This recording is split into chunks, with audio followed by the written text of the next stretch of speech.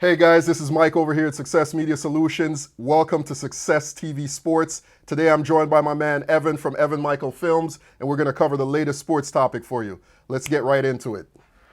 This sports segment is brought to you in part by the Fortham Group.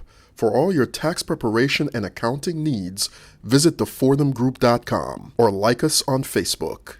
So, Evan, what do you want to start on? You want to start on the NBA? Let's talk about, obviously, the biggest story in the NBA right now, which is the Miami Heat and LeBron James opting out. What do you think about that? I would like to start by quoting the Don himself. Get a grip. Everybody just needs to chill. And by the Don, you're talking about Pat Riley, right? I don't even think I need to mention that. When I say that, Don, you need... No introduction, the yeah, Don? everybody knows that if you don't, you're watching the wrong sport. Go watch MLS or something. Because, yeah, exactly. Just like he said in his press conference, bro, get a grip. Everybody just cool out. I need to mention something about Heat Nation. Right. And all the quote-unquote fans, the ones that get such a bad rep. Right. And all of the NBA. The Miami Heat fans. Fans. Okay. A lot of them are on the ledge right now. After a finals loss to the Spurs, okay, which let me just start by saying, if we have to lose to anybody, Might as well be them. might as well be them because there is no classier of an organization. There is no one that deserved it more. I mean, they squashed us. I got no problem admitting it. If we had to lose someone, I'm glad it was them. Right? I totally agree. 100% class act. Popovich, one of the best coaches in history. And most entertaining in press conferences in any interview, by the way. Just don't ask him any idiot questions or stupid questions. No, he will make you look like a fool. Yeah, but I agree with you. You're right. I mean, Heat fans, everybody just needs to take a chill pill, right? Mm-hmm. We had a team that came down here to win championships, and we achieved that, right? Four NBA finals in 4 years. We're batting 500, right? We won two out of those four.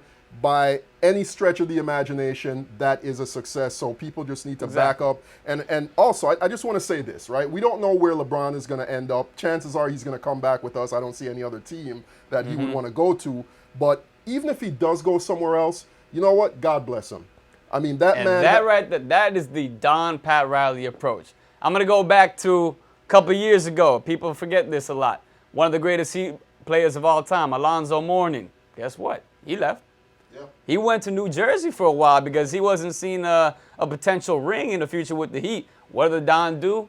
Wished him the best. Said, good luck. And you know what? He came back. Right, but let me ask you this, though.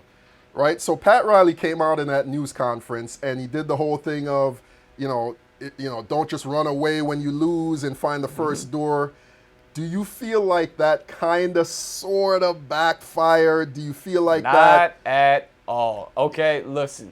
The real... In terms of how LeBron interpreted it, LeBron's like, listen. LeBron's a grown man. He's a businessman. He understands Pat Riley. He knows exactly what he was doing. But, I mean, we all knew he was going to opt out. Right. This is not a surprise to anybody. For it to work, all three of them. Exactly. That's why everyone that's making a huge fuss of this right now in Heat Nation and in other states, you know what I'm saying? The ones in Heat Nation, those are the ones I know that aren't the real fans, okay? And the ones in other states, they're just wishfully thinking. Right. They are blissfully hoping he goes somewhere else. Right. And let's just explain real quick, Evan, why, for those who don't know, why it makes sense or they have to opt out. Because if they don't, all three of them, LeBron, Chris Bosh, and D. Wade, are owed over the next 2 years about $23 million, $43 million a piece for the next 2 years, which takes up about almost $70,000 in the salary cap, right? Which leaves us no room whatsoever to go out and get any free agents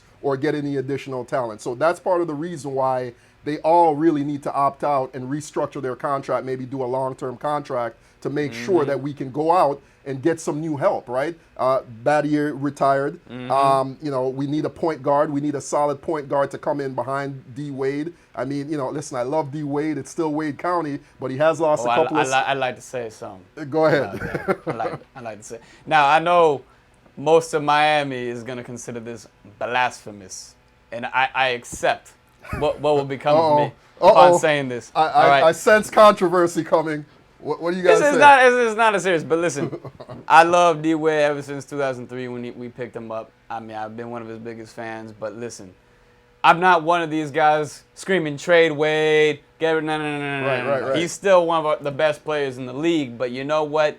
Each year, progressively, we see a little bit less from him. It's a little agonizing to watch him play sometimes because the decision making and the efficiency, it drops off, and then you get one game that's just beautiful, and we're all sold on him again. But you know what? I would love to see D-Wade be a six-man.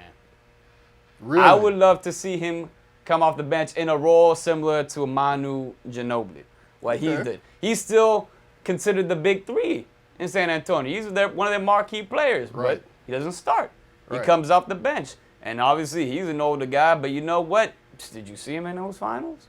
I mean, he looked like 5-6 years ago, Manu. You know what I'm saying? Right. So with that, it adds, number one, it adds a little more to the longevity of D-Wade's career within the next, 2-3 years. You might milk a little more time out of him because he's playing less minutes, but he's still providing you that spark off the bench. And the two things that Miami needs to get is deeper and younger. Right. You get Wade coming off the bench, that adds a little bit more depth. Okay, and veteran leadership, of course, on the bench. Right. What do you think's going to happen with the Heat over the offseason with regard to the big three? Everyone opting out, or maybe some people not opting out. Maybe D-Wade doesn't opt out. I'm just going to say this to sum up pretty much the entire 2014 offseason. LeBron ain't leaving. Okay. Melo ain't coming. The big three will stay intact. Right. The Heat will pick up Kyle Lowry, and we will find, for the love of God, and I'm hoping, a healthy center. All right. And that's as far as the Heat goes. And I think Melo will be going to Chicago because he sure as hell does not want to go play in the West. All right. He will be in Chicago, and that will make them a huge threat if D-Rose can stay healthy for a whole season. But you know what? I look forward to seeing that. That will be hell of a competition.